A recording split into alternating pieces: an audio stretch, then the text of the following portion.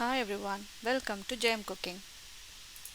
இன்னைக்கு நம்ம ராஜ்மா கிரேவி எப்படி செய்யறதுன்னு சொல்லிட்டு பார்க்கலாம். அதுக்கு 1 கப் கருப்பு உளுந்து, 1/2 கப் ராஜ்மா எடுத்துர்க்கேன். ராஜ்மாவை ஹோல் நைட் ஊற வச்சு எடுத்துக்கணும்.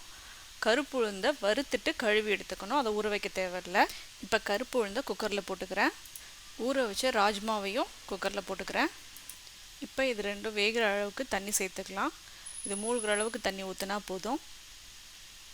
நான் 3 கப் அளவுக்கு தண்ணி சேர்த்துக்கிறேன். தண்ணி சேர்த்துட்டு 1 டேபிள் ஸ்பூன் இஞ்சி பூண்டு பேஸ்ட்டு சேர்த்துக்கலாம். 1/2 டேபிள் ஸ்பூன் உப்பு சேர்த்துக்கலாம். 1 டீஸ்பூன் நெய் சேர்த்துக்கலாம். இப்போ குக்கரை மூடி போட்டு 5 விசில் வரைக்கும் வேக விடலாம். இப்போ 5 விசில் வந்துட்டு ப்ரெஷர் அடங்கிடுச்சு. நான் குக்கரை ஓப்பன் பண்ணி பார்க்குறேன். ராஜ்மாவும் உளுந்தும் நல்லா வெந்துருச்சான்னு பார்க்கலாம். அமைக்கி பார்க்கலாம்.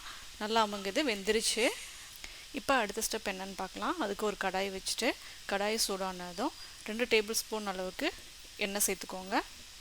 2 டீஸ்பூன் நெய் சேர்த்துக்கோங்க. பயிர் வேக வைக்கும் போதும் நம்ம 1 டீஸ்பூன் நெய் சேர்த்துருக்கோம். நெய் சேர்த்து செய்யும்போது இந்த கிரேவி ரொம்ப நல்ல டேஸ்ட்டாக இருக்கும். எண்ணெயும் நெய்யும் நல்லா சூடானதுக்கப்புறமா ஒரு சின்ன துண்டு பட்டை, 2 கிராம்பு சேர்த்து பொரிய விட்டு வாசனை வந்ததுக்கப்புறமா ஒரு பெரிய வெங்காயம் பொடியாக நறுக்கி வச்சுருக்கேன். அதையும் சேர்த்து வதக்கிக்கலாம். வெங்காயம் கலர் மாறினதுமே 1 டேபிள் ஸ்பூன் இஞ்சி பூண்டு பேஸ்ட்டு சேர்த்து வதக்கலாம். இஞ்சி பூண்டு பேஸ்ட்டோடைய பச்சை வாசனை போகிற வரைக்கும் நல்லா வதக்கிக்கலாம். பச்சை வாசனை போனதுக்கப்புறமா ஒரு பெரிய சைஸ் தக்காளி கட் பண்ணி வச்சுருக்கேன். அதை இது கூட சேர்த்து வதக்கிக்கலாம். தக்காளி 2 நிமிஷத்துக்கு வதங்கட்டும். வதங்கினதுமே மசாலா பொருட்கள் சேர்த்துடலாம்.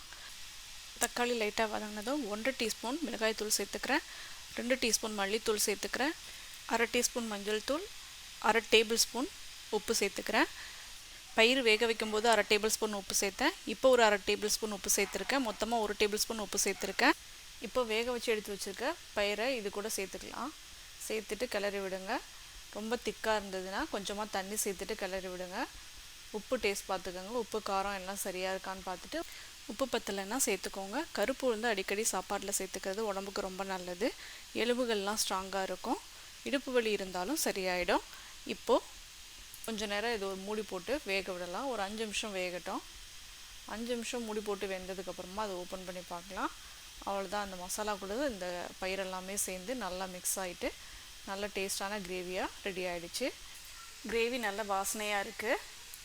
அடுத்து கொத்தமல்லி இலையை பொடியாக கட் பண்ணி வச்சுருக்கேன். அதை இதில் தூவிட்டு கிளறி விடலாம். ஒரு 2 நிமிஷம் வேகட்டும். அதுக்கப்புறமா ஸ்டவ் ஆஃப் பண்ணிவிட்டு இறக்கிடலாம். அவ்வளோதான், இந்த கிரேவி ரெடி ஆகிடுச்சு. இது வந்து சப்பாத்தி, நான், ரொட்டி இது கூடலாம் வச்சு சாப்பிட்றதுக்கு ரொம்ப நல்லாயிருக்கும். இதே மாதிரி நீங்களும் செஞ்சு பாருங்கள். டேஸ்ட் உங்களுக்கு பிடிச்சிருந்ததுன்னா இந்த வீடியோ லைக் பண்ணுங்கள். எப்படி இருந்ததுன்னு கமெண்ட்டில் சொல்லுங்கள். ஜெயம் குக்கிங்கிற்கு சப்ஸ்கிரைப் பண்ணுங்கள். மறக்காமல் பக்கத்தில் இருக்க பெல் ஐக்கானையும் கிளிக் பண்ணிக்கோங்க. அப்போ தான் நான் போடுற வீடியோஸ் உங்களுக்கு நோட்டிஃபிகேஷனில் காட்டும். தேங்க்ஸ் ஃபார் வாட்சிங்.